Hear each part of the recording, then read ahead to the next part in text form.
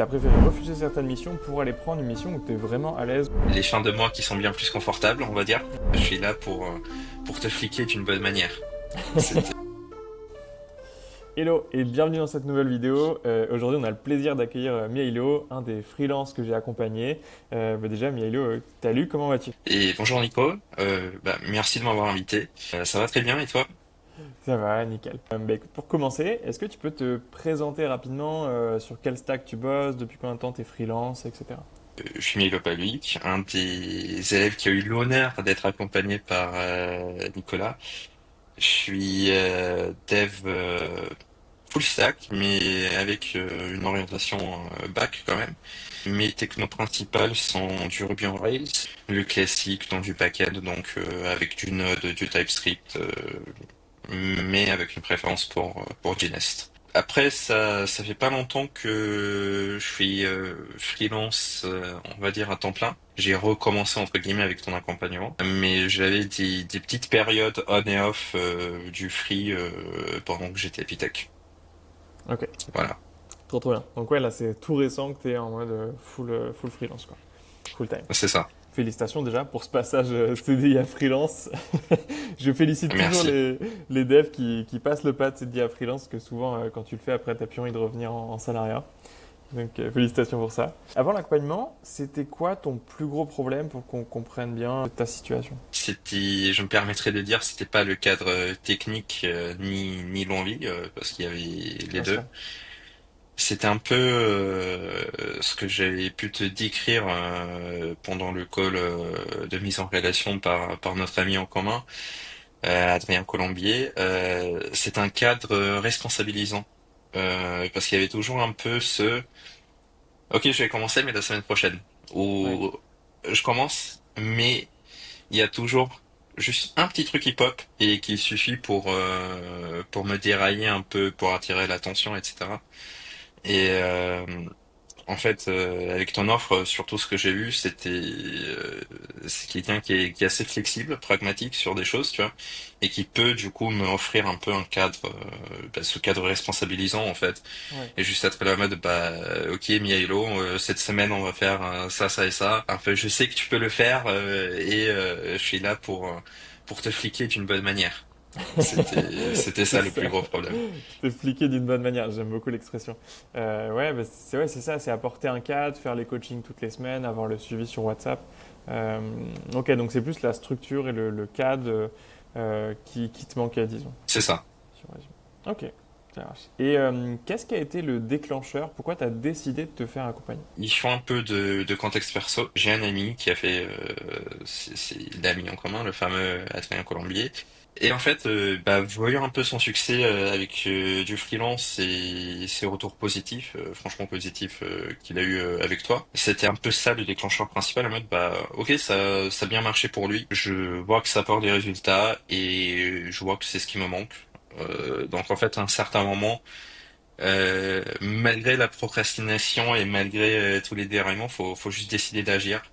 Et c'était juste clair et net, coupé. Ok, bon, je le fais. On se pose pas de questions et voilà. Ok, trop cool. Ouais, donc ça, c'est vraiment le.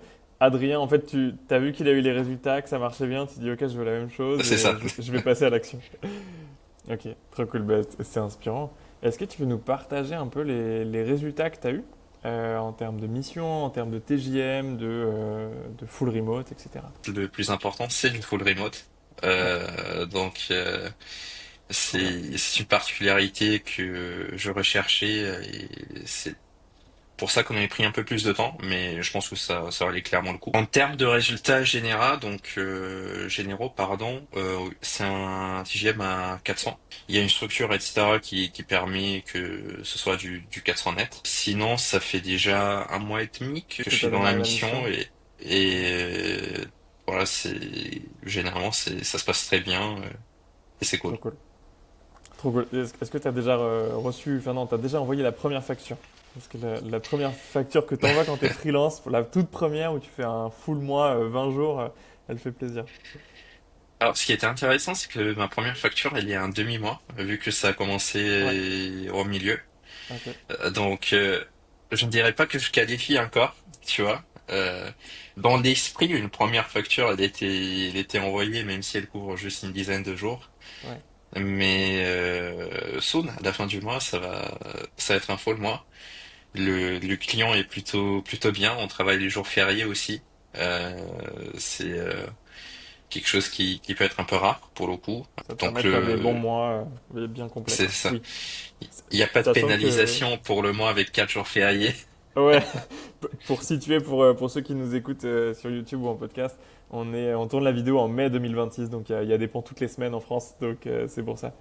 Ça va permettre ouais, de faire un bon mois euh, et d'envoyer une belle facture à la fin du mois. C'est Donc, ça. ok, trop trop bien. C'est super résultat, déjà. Félicitations pour full remote. Je sais que beaucoup de devs freelance cherchent et veulent absolument de full remote. Il y en a plein qui savent pas le chercher, tout simplement parce qu'ils prospectent pas assez. Je pense qu'il y a un souci en termes de stratégie de prospection et de volume. Et après, il y a tout ce qui est négociation pour le full remote. Je sais que tu as pris l'émission full remote. Adrien, avec qui je fais le podcast aussi aujourd'hui. On enchaîne les deux, c'est trop cool. Qui est en full remote aussi. Donc ouais, je sais que c'est hyper recherché. Et il y en a en fait. La plupart, j'entends sur LinkedIn des recruteurs ou même des devs qui disent le full remote n'existe plus. Euh, T'es la preuve, Adrien est la preuve qu'il y a du full remote. Moi, quand j'étais en mes 3 dernières années de freelance, j'étais que en full remote. Donc il y en a bien sûr. Et il faut juste prospecter, aller les trouver ou voir les négocier. Mais il y en a toujours. Est-ce que tu peux nous dire un peu ce qui a changé dans ton quotidien? Qu'est-ce qui a changé aujourd'hui après l'accompagnement? Après l'accompagnement, je vais te proposer la réponse un peu ennuyante, tu vois. Pas grand-chose Vas-y. dans le quotidien, c'est bien, tu vois. Ouais. En soi, c'est ce qui a changé, bah, c'est principalement le travail, la mission. Donc voilà. Et les fins de mois qui sont bien plus confortables, on va dire, Ouais. tu vois. Sinon, il y avait quelques réflexes qui ont été inculqués par l'accompagnement, on va dire, qui sont dans le quotidien. Ça s'enchaîne bien avec la prospection que tu avais mentionné, parce que pour Ouais. le coup, malgré le fait que je suis en mission, bah maintenant c'est devenu un peu un quotidien de scroller sur LinkedIn, regarder l'activité des recruteurs, etc. et d'autres frais. Juste peut-être pas être dans le marché moi-même, mais savoir Mm. connaître l'état actuel. Être à Euh, l'écoute au moins. c'est ça. Même si j'ai arrêté de poster parce que la mission a l'air de partir pour un peu plus longtemps, ce qui est bien. Trop cool. Donc actuellement, alors c'est aussi parce qu'il y a une charge un peu plus élevée de travail que le posting de LinkedIn est passé un peu à la trappe. Mais il y a quand même des réflexes qui restent, qui voilà cette écoute. Et après, j'espère soon recommencer au moins un post par semaine pour dire aux gens, voilà, je suis en vie, je suis là. Ouais, j'existe. Ouais, ben c'est ça. Et après, c'est normal. Ça, de toute façon, je te l'avais dit dès les premiers coachings. Là, on va bombarder les 30 premiers jours de l'accompagnement et même plus s'il faut, le temps de décrocher la mission. Vraiment bombarder côté marketing et prospection. Et après, quand tu es en mission, c'est normal de réduire bah, parce que déjà, tu as moins de temps. Tu as ta mission qui te prend 7-8 heures par jour. Euh, donc, c'est normal de réduire. Et ce qui est important, comme tu l'as dit, c'est de quand même continuellement être présent. Donc, au moins un post par semaine, ça c'est parfait pour bah, continuer à développer ton réseau, avoir des opportunités, ça peut être des recruteurs qui te contactent, lier de la prospection, etc. euh, pour toujours avoir ce flux de missions en fait constant tous les mois, tous les 2 mois, avoir des opportunités quoi. J'aime bien ta réponse de écoute, il n'y a pas grand chose qui a changé, mais les fins de mois sont plus confortables. Finalement, C'est le principal. c'est le but. Je pense que c'est les deux plus grosses raisons pour lesquelles on passe freelance. C'est évidemment, tu fais 2 fois plus d'argent en faisant le même boulot, les mêmes heures. Et en plus, tu es en full remote, donc tu as plus de liberté. C'est vraiment, je pense, ce qui ressort le plus, tu vois, c'est faire plus d'argent et plus de liberté en full remote. Donc, tant mieux, c'est ça. C'est un quotidien ouais, qui est un peu similaire, mais qui est avec des meilleures fins de mois. C'est pour ça, je pense que la question, elle peut faire peur aux gens, tu vois. Ah bah mon quotidien va changer, mon style de vie va changer, Ouais, j'aurai plus le temps pour moi, je vais devoir répondre aux clients à 19h alors que en CDD ou en CDI, je le fais pas. Ce n'est pas forcément vrai en fait. Si on pose des limites avec les clients, si on est raisonnable en tant qu'entrepreneur nous-mêmes en fait, ouais, non, le quotidien ne change pas tant que ça en fait. Ce n'est pas un basculement ni rien. ça ressemble quasiment à du CDI. Ouais. Ce n'est pas un truc fabuleux, sauf que bah, les fondamentaux derrière, en fait, sont bien plus solides. C'est ça. C'est que tu as plus de liberté, tu gagnes plus d'argent. Mais clairement, c'est la même chose. Surtout pour du régie, pour de la régie, pardon, où là, ça va ressembler à du CDI. Et comme tu l'as bien dit, c'est ouais, il faut savoir mettre ses limites. En fait, quand tu es freelance, tu te comportes comme une entreprise. Et donc, effectivement, si à 19h, tu as dit bah non, moi j'arrête, je coupe, bah tu répondras demain. Et il n'y a pas besoin d'être coaché avec Slack sur son téléphone, répondre aux clients même le Exactement. soir, etc. Donc, ouais. Et en fait, ça, souvent même le client va pas te le demander, c'est toi-même qui va euh, accepter ça ou pas en fait. Donc, c'est hyper intéressant. Je pense que ça révèle plus la personnalité des gens quand tu es en freelance plus que quand tu es en CDI. Parce que quand tu es en CDI, tu as un cadre et on te dit quoi faire, alors qu'en freelance, tu es un peu bon, bah, c'est ta responsabilité. Tu prends plus de Exactement. responsabilité. Donc, c'est ça. Moi, ce que j'aime bien pour illustrer un peu, c'est qu'avec mon client actuel, il y a des gens aux States, il y a des gens en France, il y a des gens en Corée. Et Trop bien. pour le coup, si c'était du CDI, je ne pourrais pas vraiment m'adapter aux heures de mes collègues, en fait, même si je voudrais. Et en plus, moi, ça m'arrange de travailler avec des gens de l'US, vu que ça correspond bien à mon mode de vie nocturne. Ouais. En fait, là, je peux le faire. C'est quelque chose que le client accepte. Est-ce que moi, j'accepte de faire? Et voilà, c'est juste un accord entre deux entreprises, en fait, au final. Ouais. Il y a absolument pas toutes les complications qui sont présentes, en fait, Mm. quand on signe un CDI ou CDD. Ouais, et en plus de ça, tu vois, c'est hyper intéressant là, que tu nous donnes les détails de bah, ta team, de ta mission, qui est une partie de la team qui est aux US, etc. En fait, tu as réussi à trouver, et toi, le fait que tu bosses de nuit, parce que je sais que tu aimes bien, tu as ce rythme-là, et en fait, tu as trouvé la mission qui correspond à tes besoins, tu vois, en full remote, bien payé avec la structure, et surtout ouais, avec pas en asynchrone, mais bosser de nuit et avoir les horaires en fait qui te conviennent. Et il y a juste à trouver ça et ça c'est incroyable. Et en fait, tu as toutes les missions. Tu as des missions pour ceux qui veulent du 4-5e, tu as des missions en full remote, ceux qui veulent de l'hybride, tu as, tous ceux qui veulent de l'asynchrone. Il faut juste ouais, mettre en place du marketing, de la prospection pour gagner en visibilité, attirer les bonnes personnes, aller trouver ceux avec qui on est justement aligné. Et puis let's go, après, il n'y a plus que ça s'enchaîne. Une dernière question pour toi, c'est quelle question, j'allais dire, quel conseil T'inquiète. tu donnerais à un freelance à un dev freelance qui galère? Et c'est intéressant parce que c'est la question 1 million de dollars.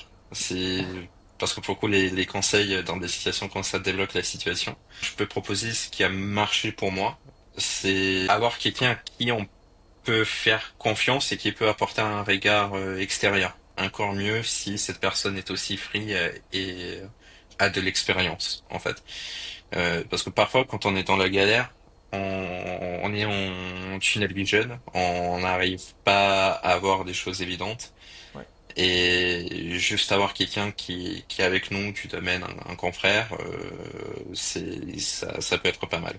Hyper intéressant. T'as dit le même argument qu'Adrien, c'est-à-dire, oui, enfin, profité de l'expérience de quelqu'un pour se faire accompagner, mais moi, ce qui m'intéresse surtout, c'est qui a été dev aussi, qui a un passif de dev. Parce que je ne sais pas si c'est ton cas, Adrien, il m'a dit que avant de prendre un accompagnement, il s'était fait prospecter par 4 ou 5 personnes qui proposaient un accompagnement similaire avant de me choisir moi. Et il m'a dit, lui, ce qu'il a fait choisir, c'est le fait que bah, il y a d'autres gens qui proposaient ça, mais c'était juste des commerciaux. Enfin, juste des commerciaux, c'était des commerciaux. Tout le respect pour les commerciaux qui nous écoutent. Et, mais en fait, je pense ce qui est intéressant, c'est de dire, bah attends, il a été dev, il a été en CDI, il a été freelance, il a ce passif-là, donc il sait ce que c'est de passer les entretiens, de faire des missions, de bosser dans la tech, etc. Donc ouais, ça, je pense que ça aide de savoir que c'est quelqu'un qui passait par là et qui a fait ça. Moi, j'ai fait ça pendant 5 6 ans. C'est clairement ça. Pour moi, c'est important parce que du coup, une personne qui a partagé ces expériences-là, en fait, va pas voir cette situation juste comme des KPI à gérer et à débloquer quelqu'un, tu vois. C'est Ouais, un dev, un autre dev, c'est aussi un humain, il sait ce que ça veut dire ne pas avoir de facture à la fin du mois, des creux ou quand t'es en galère. Et donc l'approche, elle est très différente en fait. Mm. Enfin, si c'est un ami, si c'est un pote, bah, pour le coup, voilà, c'est encore plus important parce que pour le coup, enfin, il y a même pas un échange monétaire entre guillemets qui se fait derrière, c'est purement humain. Mais même quand la relation est rédigée par un contrat ou un échange, en fait, euh, bah, c'est quand même mieux d'avoir un dev, parce que pour le coup, comme tu le fais dans tes accompagnements, les gens ne sont pas des KPI, en fait. C'est pour ça qu'être avec quelqu'un qui était là, qui connaît, Qui a on va dire vécu, ça qui a comme ça, et, l'expérience. ouais, voilà, c'est plus important. Ouais, très clairement. Mais je te prends un exemple tout bête. Là, je suis en train de faire une prépa pour un trail. J'ai jamais fait de trail. Je demande des conseils à un mec que je connais, un pote à moi, qui fait du trail depuis 10 ans. Et je vais pas aller demander à un mec qui fait de la course sur route ou quoi que ce soit. Je vais aller voir un mec qui est spécialiste là-dedans. Ou pas un coach de Voilà. sport, entre guillemets, qui touche à tout. Je veux un mec qui, bah, tu sais ce que c'est, tu l'as vécu, tu as gravi des sommets. Aide-moi à faire ça, quoi. Un plus petit. Donc, ouais, clairement. Ah, je pense bénéficier de ce retour d'expérience, c'est hyper important. Et c'est du concret. Est-ce que tu aimerais rajouter, est-ce que tu as une question, est-ce que tu aimerais rajouter quelque chose pour clôturer ce podcast? Peut-être rajouter un truc, c'est pour les gens qui font, on va appeler ça leur transition, entre guillemets, De CDI à du freelance? CDI vers Free, oui. Ouais. Quelque chose que j'ai trouvé m'a mis dans une position de force énormément. J'aimerais avoir ton retour aussi sur ça. Qu'est-ce que tu penses de ce setup qu'on avait un peu dans ma situation particulière? Ouais. C'est de conseiller aux gens de ne pas juste quitter leur CDI et après chercher une mission, en fait. Faites l'incorporation pendant que vous avez encore votre CDI, vous n'êtes pas en train de respecter des clauses de non-compétence ou d'exclusivité. Et en fait, avoir un CDI et à la limite une période de préavis pendant la recherche vous met en fait dans une position de force avec des clients qui viennent vous chercher. Et c'est surtout important avec les premiers clients. Parce que c'est ça ce qui permet de faire un tri, en fait. J'avais des propositions de missions qui me convenaient pas. Mais en fait, j'ai pu me permettre de ne pas les prendre parce que j'avais le même cash flow, je pouvais maintenir le même standard de vie que j'avais, tout en faisant et planifiant ces transitions. Et je pense que c'est très important, même dès qu'on a en fait cette idée de se dire je veux devenir free, c'est se mettre cette timeline en tête. Ok, je vais l'organiser comme ça pour avoir 2 mois pour trouver un client, mais avec du cash flow tranquille, je vais pouvoir payer mon loyer, mes factures, etc. Et je ne vais pas devoir accepter le 350 de TJ avec 5 jours sur Paris, quoi. Ouais, ouais. Et parce que Ouais, les gens vont essayer de le faire. C'est le c'est une business très bonne et les remarque. gens lowball toujours. Et même dans la négociation, en fait, comme tu l'as dit, c'est que tu seras beaucoup plus serein. Tu peux refuser des missions, et c'est hyper bien de le rappeler, c'est que toi, tu aurais pu avoir des missions plus tôt, mais justement, tu savais ce que tu voulais. euh, et donc, tu as préféré refuser certaines missions pour aller prendre une mission où tu es vraiment à l'aise, où c'est du full remote, où ça te convient côté TGM, sur la stack, sur tout, sur la manière de travailler. Et ça, c'est hyper important. On se lance en freelance, je pense, quand on en a marre d'être étriqué en CDI et qu'on a besoin de plus de liberté, plus quelque chose qui nous correspond. Donc comme tu l'as dit, il faut bien préparer ça. Le passage CD à freelance, tu as plusieurs manières de le faire. Et une des manières en tout cas qu'il ne faut pas faire, c'est de quitter son CDI sur un coup de tête parce qu'on en a marre de son patron, on peut plus voir sa gueule. Et, et dès le lendemain dire je vais me lancer en freelance, mais tu n'as aucune stratégie, tu connais pas le marché, tu n'as pas testé, tu n'as pas encore monté une autre entreprise, tu ne sais pas faire une facture, tu ne sais pas prospecter. Et potentiellement tu n'as pas ou peu d'argent de côté et c'est pas le bon move à faire. Je trouve que c'est très smart, c'est safe et en même temps c'est très smart, c'est de dire je garde mon CDI, comme tu l'as dit, tu as ton cash flow qui est le même, tu vois, qui te va tomber à la fin du mois. Tu lances, bah, tu peux ouvrir ta société, tu peux commencer à faire du marketing, tu peux commencer à faire la prospection, tu peux faire plusieurs entretiens, apprendre la négociation en même temps. Et, euh, et justement, attendre aussi de trouver la bonne mission qui te correspond, en full remote dans ton cas, et avant de commencer à réfléchir à quitter un CDI. Sans problème. Ouais. Et il peut y avoir une période tampon où tu fais les deux en même temps, surtout que maintenant, si tu poses bien et avec de l'IA, tu peux gérer les deux. J'ai aussi pas mal de devs dans mon accompagnement qui gèrent plusieurs missions en même temps. Donc, enfin 2 missions en même temps. clairement. Faut pas abuser, pas en faire en plus de 2, mais c'est possible. 2 missions à temps plein en même temps. Donc ouais, très clairement, c'est un très bon point ça, parce que je pense qu'il y a beaucoup de devs qui vont nous voir, soit qui sont déjà freelance, mais pour ceux qui sont en CDI, qui veulent se lancer en freelance, ouais, il faut préparer ça et faire les choses dans le bon ordre, créer une trésorerie de sécurité, commencer à lancer les démarches avant de quitter son CDI. Ouais, C'est juste, en fait, je trouve ça assez important de le mentionner parce qu'il y a ouais, une aura d'exclusivité, j'ai l'impression. En fait, entre soit je fais du CDI, soit je suis free. Et ouais, en fait, non, il peut y avoir les deux en même temps pendant quelques mois. ouais, sans problème. C'est tout à fait normal, en fait. Un autre client qui fait ça en ce moment, qui est à Bangkok. Je donnerai pas son nom parce on n'y est pas encore allé sur le podcast. On va le faire dans les prochaines semaines. Mais il fait ça, il a son CDI et sa mission aussi en même temps. Donc sans problème. Et il fait faire ça Voilà, pendant quelques mois. Et il aime les deux en plus, tu vois. Il a son CDI qu'il aime bien, il a la mission freelance où il fait 3 fois plus d'argent. c'est juste, j'ai l'impression que c'est le plus gros frein pour beaucoup de gens, tu vois, de cette transition. Ouais, Et en fait, ça elle fait fait beaucoup peur. moins peur vu comme ça, en fait, Ouais. juste de cette manière-là. De garder la sécurité du CDI, de se lancer en freelance en même temps, et ensuite de progressivement quitter le CDI et faire full freelance, voire plus Yep. tard 2 missions, voire plus tard de l'apport d'affaires, etc. Il y a plein d'étapes euh, et en fonction de ce qu'on veut aller chercher. Mais ouais, ouais, c'est très bon conseil. Merci Milo, et merci d'avoir Et merci à accepté toi, Nico. ce podcast et d'avoir partagé ton expérience. Je pense que ça peut aider, inspirer beaucoup de devs qui sont en CDI, qui hésitent, comme tu dis, à se passer en freelance, même qui se posent la question s'ils peuvent avoir du full remote. Donc tout ça est possible. Ton expérience le prouve et c'était hyper intéressant. Donc merci à tous de nous avoir écoutés et on se retrouve la semaine prochaine. Comme vous savez, chaque semaine, il y aura une interview client que je vais mettre sur YouTube et en podcast audio. Je vous souhaite une excellente journée. À bientôt. Ciao, ciao. Salut Milo. Ciao, ciao. Salut.